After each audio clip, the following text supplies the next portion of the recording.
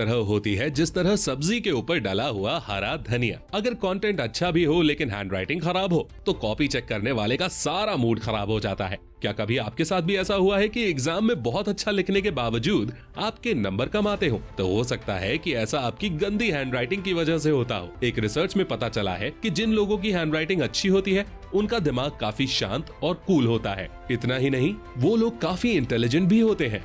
तो दोस्तों, अगर आपकी हैंडराइटिंग अच्छी नहीं है तो आपको परेशान होने की जरूरत नहीं, क्योंकि आज का ये वीडियो सिर्फ आपके लिए ही है। आज के इस वीडियो में हम जानने वाले हैं कि हैंडराइटिंग कैसे सही करें और कम से कम समय में इसे और ज्यादा कैसे इंप्रूव करें। तो दोस्तों, आज फिर जबरदस्त वैल्यू ऐड करेंगे आपकी लाइफ में।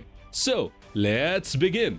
दोस्तों, हैंडराइटिंग ठीक करने के बहुत सारे तरीके हो सकते हैं, लेकिन आज के इस वीडियो में हम कुछ ऐसे वैल्यूएबल और जेन्युइन तरीकों पर बात करेंगे जो बहुत ही प्रैक्टिकल हैं और इन्हें फॉलो करके आप आसानी से अपनी हैंडराइटिंग इंप्रूव कर सकते हैं।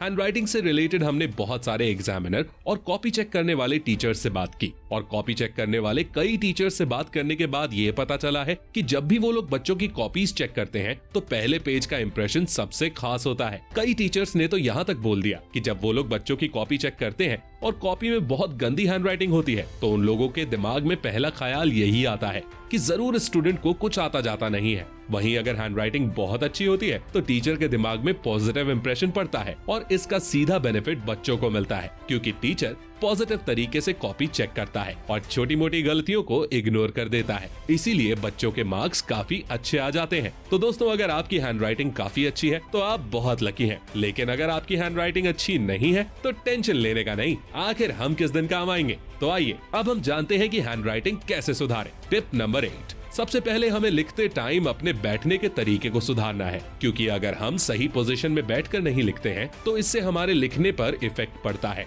और हमारी हैंडराइटिंग अच्छी नहीं बन पाती है। अगर हमारी बैठने की पोजीशन सही है तो हम अच्छी हैंडराइटिंग बना सकते हैं। इसीलिए जब भी आप कुछ लिखें तो पूरा कंफर्टेबल होकर ही लिखें। हम लोग अक्सर देखते हैं कि कई लोग कॉपी को टेढ़ा करके लिखते हैं, ऐसे में उनकी हैंडराइटिंग भी टेढ़ी हो जाती है। और कई लोग तो ऐसे भी होते हैं जो टेबल के ऊपर सिर रख कर लिखते हैं। अब आप खुद बताइए, अगर कोई बंदा टेबल के ऊपर सिर रखकर और गर्दन को झुकाकर लिखेगा तो उसकी हैंडराइटिंग भला कहाँ तक अच्छी आएगी। इसलिए आपको ऐसी गलती बिल्कुल भी नहीं करनी है और लिखते समय एक सही पोजीशन में बैठना है। हमारी पोजीशन कुछ इस तरह होनी चाहिए जिससे लिखते समय हम बिल्कुल कंफर्टेबल महसूस करें।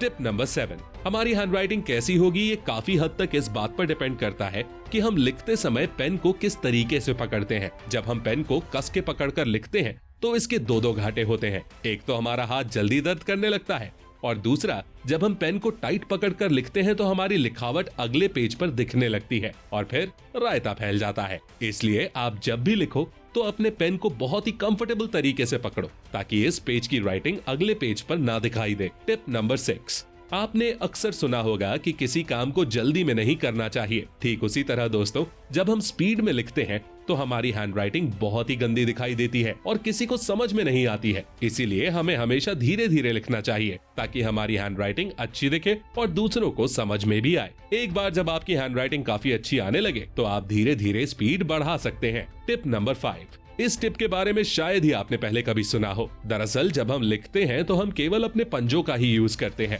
जिससे हमारे हाथों में जल्दी दर्द होने लगता है और हमारी हैंडराइटिंग अच्छी नहीं बन पाती है। तो अब हमें ऐसा नहीं करना है। अब हमें लिखते टाइम अपने पूरे हाथ को मूव करते हुए लिखना है, जिससे कि हमारे हाथ में दर्द भी नहीं होगा और हम साफ साफ और देर तक लिख भी पाएंगे। इसे ट्राई करके देखिए, आपको जबरदस्त फायदा होगा। Tip number 4। हम अगले पॉइंट पर बात करें उससे पहले मैं आपसे एक सवाल पूछना चाहता हूँ। इमेजिन कीजिए किसी कमरे के अंदर बहुत सारी बॉल्स डली हुई हैं, जो इधर उधर बिखरी हुई हैं। वहीं दूसरी तरफ बगल वाले कमरे में बहुत सारी बॉल्स हैं जो बिल्कुल लाइन से रखी हुई हैं। अब आप खुद सोचिए, दोनों में से कौन सा कमरा देखने में अच्छा लगेगा? ऑफ कोर्स जिस कमरे में बॉल्स को अच्छी तरह से सेट किया गया है वो कमरा देखने में ज्यादा अच्छा लगेगा। इसी तरह हमारी राइटिंग में भी होता है। अगर हम लिखते समय वर्ड्स के बीच एक जैसे गैप नहीं रखेंगे तो हमारी हैंडराइटिंग देखने में अच्छी नहीं लगेगी। लिखते टाइम हमें शब्दों के बीच में गैप देना है और कोशिश करनी है कि सभी शब्दों के बीच में समान गैप हो, जिससे हमारी हैंडराइटिंग साफ और अट्रैक्टिव दिखाई देगी।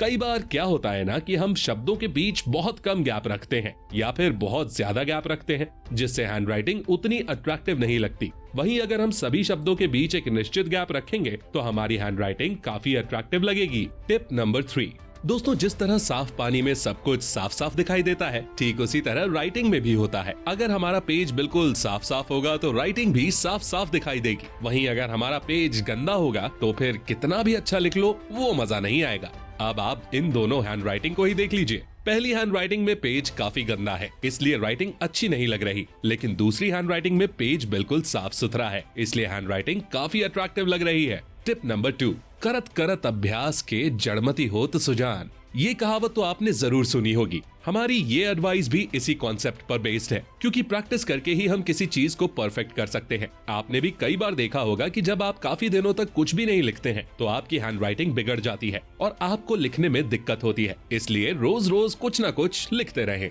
मेरे साथ भी सेम यही दिक्कत होती थी, इसीलिए पेपर शुरू होने के कुछ दिन पहले से ही मैं लिखने की प्रैक्टिस शुरू कर देता था और पेपर आते आते मेरा हाथ बिल्कुल एडजस्ट हो जाता था और मैं पेपर में बहुत अच्छा लिख पाता था। आप लोग भी इस फॉर्मूला को ट्राई कर सकते हैं। टिप नंबर 1, दोस्तों, एक बात तो बिल्कुल पक्की है कि अगर बंदूक अच्छी होगी तो फायर भी अच्छा ही होगा, और अगर बंदूक अच्छी नहीं होगी तो फायरिंग भी अच्छी नहीं होगी। ठीक इसी तरह पेन के साथ भी होता है। अगर हमारा पेन अच्छी क्वालिटी और ब्रांडेड कंपनी का होगा तो हमें लिखने में कोई दिक्कत नहीं होगी।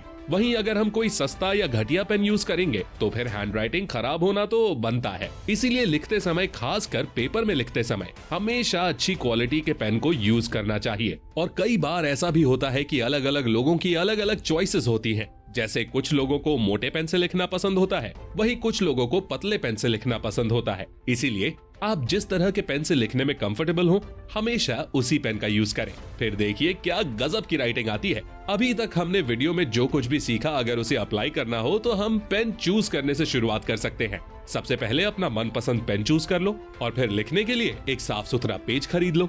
देन लिखना स्टार्ट कर दो। लिखने से पहले सही पोजीशन में बैठ जाओ और लिखते समय हमेशा इस चीज पर फोकस करो कि शब्दों के बीच बराबर गैप हो और हमारा पेन पकड़ने का एंगल सही हो। और दोस्तों, जब भी लिखना स्टार्ट करो तो शुरुआत हमेशा धीरे धीरे ही करो। एक बार जब आपकी प्रैक्टिस बन जाएगी तो फिर आप दनादन लिखने लगोगे और आपकी हैंडराइटिंग काफी इंप्रूव हो जाएगी।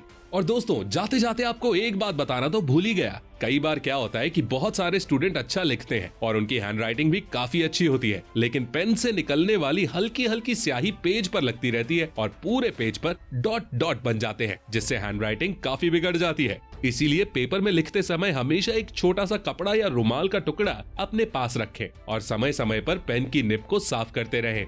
दोस्तों, इस वीडियो की मदद से हमने आपकी लाइफ में अच्छी हैंडराइटिंग नाम की एक बहुत ही वैल्यूएबल चीज ऐड की है और बदले में हमें आपसे ज्यादा कुछ नहीं, बस एक लाइक चाहिए। इतना तो बनता ही है। दोस्तों, हमारे साथ अंत तक बने रहने के लिए बहुत बहुत शुक्रिया। अगर आपको हमारा ये वीडियो पसंद आया है तो कमेंट में जरूर बताएं।